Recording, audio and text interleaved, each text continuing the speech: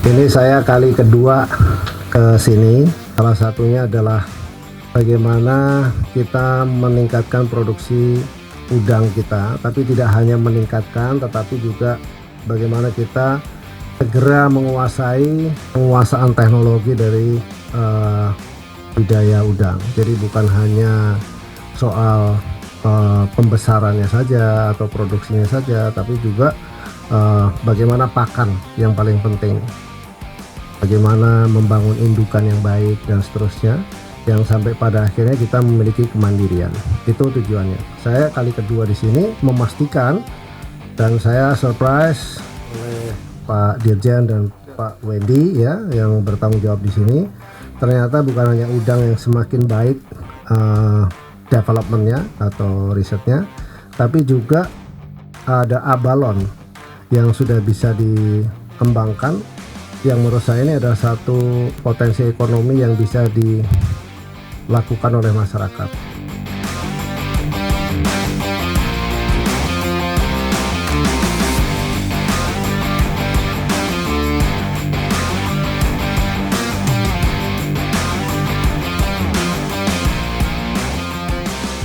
Kita berupaya bagaimana menciptakan kemandirian induk udang Paname dengan program induk unggul yang kita kenal dengan induk unggul Nusa Dewa, yang diproduksi oleh Balai Induk Unggul Kekerangan dan Udang Karangasem.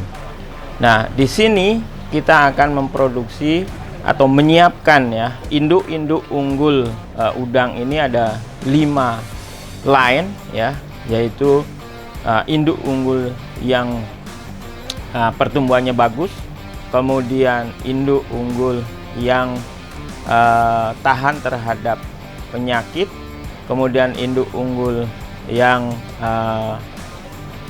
plant based, artinya mampu untuk bisa memanfaatkan protein yang berbasis pada nabati.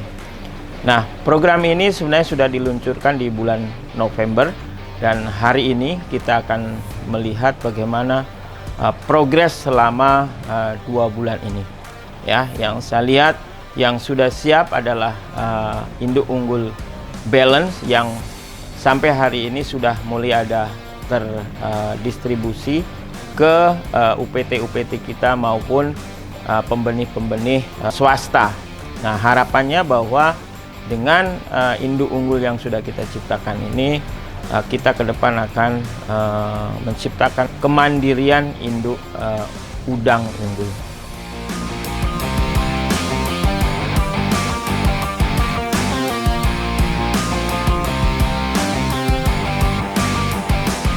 Ya, sesuai dengan arahan Pak Menteri dan Pak Dirjen kami, bahwa target kita 2 juta ton di tahun 2024. Ini adalah program unggulan Kementerian Kelautan dan Perikanan.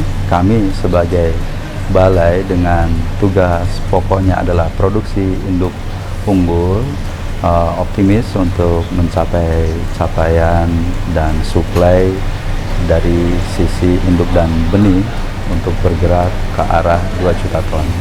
Tentu tahapan-tahapan ini memerlukan proses yang intensif, fokus, sehingga kita meluncurkan 5 line untuk induk kita sesuai dengan kesesuaian di lapangan kebutuhan masyarakat, dari masyarakat tambak tradisional, semi maupun intensif.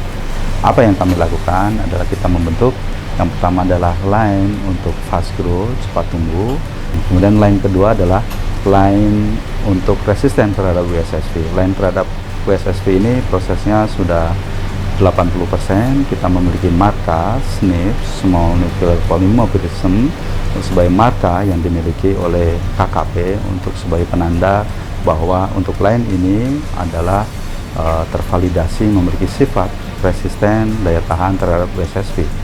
Kemudian line ketiga adalah line balance. Ini adalah pertengahan dengan IDG 0,2 sampai 0,25 gram per hari. Biar kita bisa sematkan sifat resistennya terhadap WSSV maupun toleran terhadap aften itu sendiri. Harapannya dengan balance ini untuk daerah-daerah zona merah yang itu terkontaminasi oleh banyak penyakit, maka bisa menggunakan line ini. Namun dengan catatan secara cash flow masih ekonomis dan menguntungkan bagi petambak. Ini sangat cocok dipakai untuk daerah-daerah tradisional dan semi atau daerah-daerah dengan populasi petambak yang padat dan terkontaminasi atau zona merah. Kemudian line keempat adalah toleran terhadap aften. Ini untuk mengantisipasi outbreak IMS. Harapannya dengan menggunakan line ini untuk daerah-daerah yang itu survival terganggu, tetap leluasa untuk berbudidaya. Kemudian yang terakhir adalah line plant-based protein. Line plant-based protein ini untuk kalangan yang berbudidaya atau protein berbasis dari nabati. Kemudian dan dengan line ini, dengan variannya, petambak bisa memilih menggunakan strain sesuai dengan kondisi lingkungan dan kapasitas skill masing-masing petambak. Selain itu, kita juga memberikan pendampingan teknis dengan kesesuaian SOP yang ekonomis, harapannya lancar berbudidaya bagi masyarakat yang ingin scale up atau bagi masyarakat yang itu pada tahapan startup memulai bisnis budidaya tambak.